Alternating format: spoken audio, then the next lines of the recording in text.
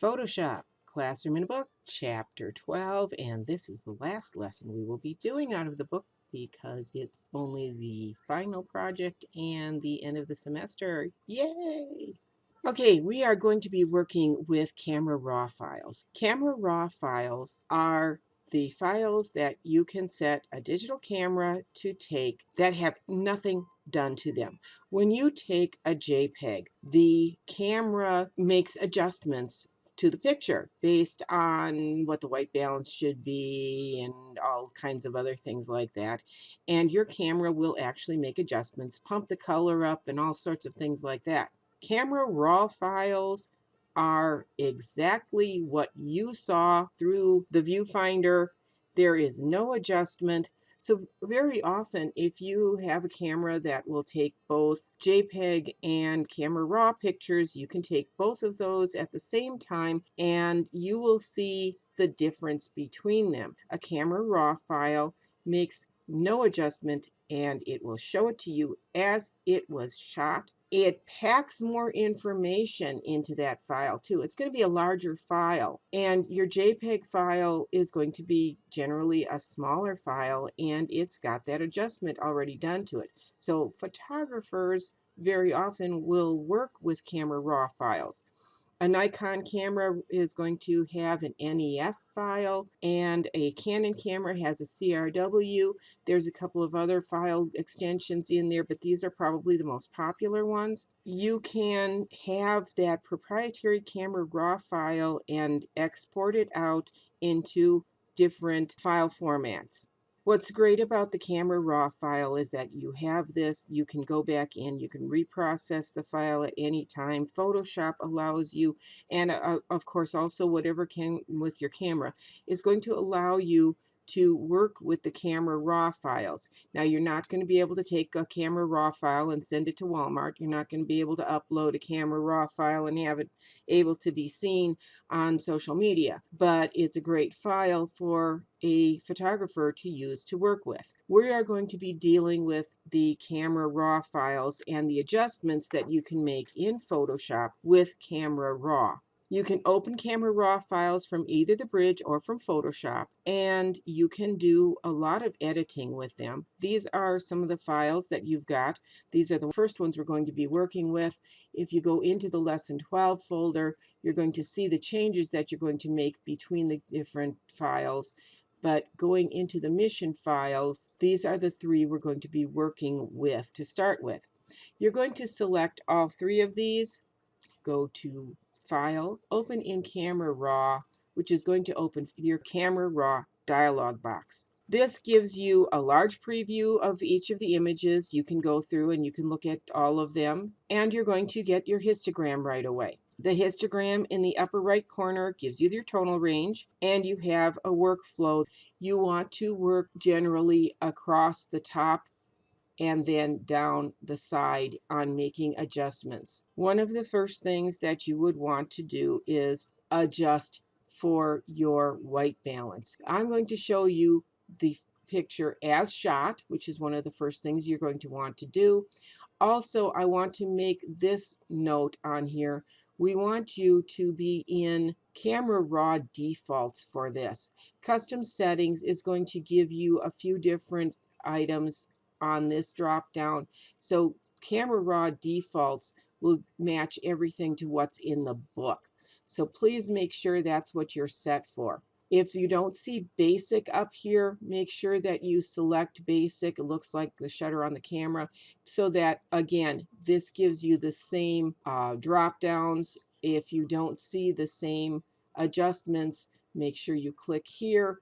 And again, make sure in basic you are on camera raw defaults. You can, of course, build presets. So once you start adjusting for a particular camera, so if you shoot 20 pictures under the same lighting conditions, you can set that up by making adjustments to one photo and then apply that same adjustment to all of them. We are going to work with each one separately, however, so we are going to work with the Mission 1 file to start with. First thing you want to do is deal with the white balance.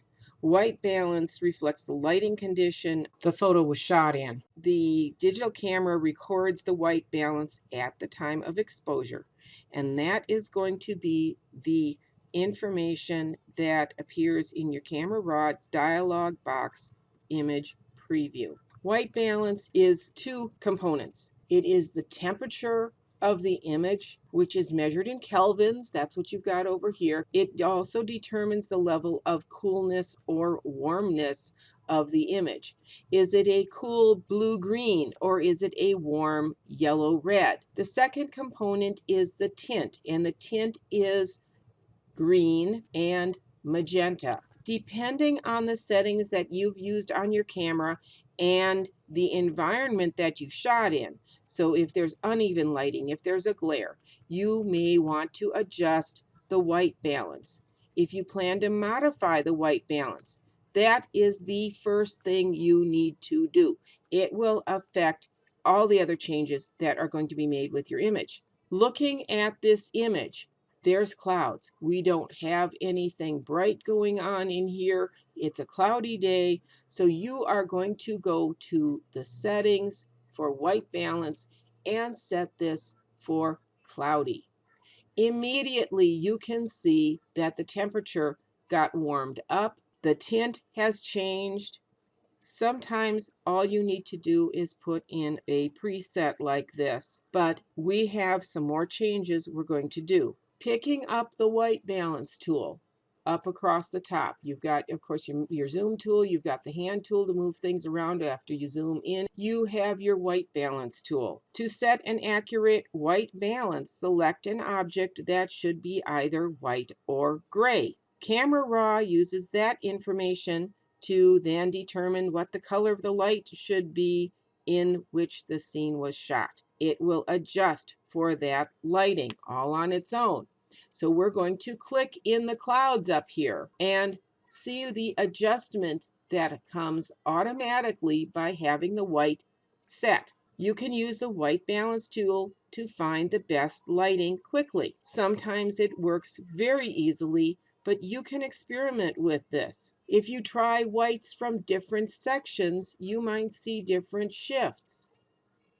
So if we sample like right next to the tower, look at how everything changed again because we're picking up from a different white. You can make all kinds of adjustments. The cross is gold. If I pick, it looks kind of white, but if you pick it up, it's going to blue everything for me. So I'm going to go back and pick up next to the steeple and get that white, but it still isn't correct. We do need to make some further changes. The tint on here should be brought a little bit less magenta. Everything still has a little bit of a peachy, pinky color to it. So we're going to drop our tint down. You can use the preview mode at the bottom of the window and do the before, after, left, right from the pop-up. Now, if you click on this, you can cycle through the different settings. If you click and hold, you're going to get the drop down. So here's the before, after, left, right. So you can see the change that you're making before and after. Still isn't exactly what we'd like to see. There's still some more changes that need to be made. There are other sliders in the basic panel that will affect the brightness, the contrast, and the saturation. Except for the contrast, if you move one of these sliders to the right, it's going to lighten something. If you move it to the left, it's going to darken it. Contrast, however, doesn't work the same. Contrast both increases your darks and increases your brightness. Clarity does the same type of thing. The black slider is going to set your black point, and the saturation slider is going to adjust the colors equally. Vibrance has an effect on the unsaturated colors. So if you need to brighten up a background that is a little dingy, you would use vibrance because you will not oversaturate with it. you will simply bring undersaturated items up to saturation. You can also use the auto in the basic panel. If you click on auto, you can see the adjustments that the computer thinks is correct. It increases the exposure and it makes a bunch of other changes. And you can use this for a starting point. But we are going to make our own changes that are different. So we're going to go back and click on default. Now we've already made our changes to the temperature and to the tint by using the white balance and clicking up here and picking up our white. You can do it again if you'd like to, but you still need to bring your tint down more to the green. We are going to raise our exposure. The exposure is a little dark on this, so we're going to brighten it, not a whole lot. 0.2 is good. Contrast is going to go up to a positive 18 because we want to make the differences a little bit greater between the lights and the darks. Contrast we set, highlights is going up to +8, so we're going to brighten our highlights some. Shadows. Our shadows are awfully dark. Look at how dark these are. We are going to bring the shadows up by 63 steps. And you can start to see some of the trees making some form besides just being a blob. You are going to further adjust the whites. You're going to brighten them by 12 points.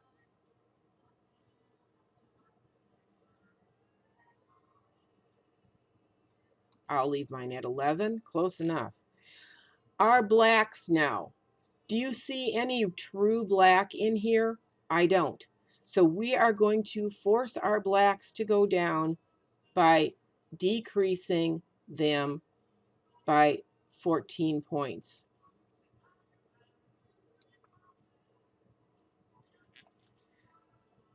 For clarity, we are going to pump this up by 3 steps.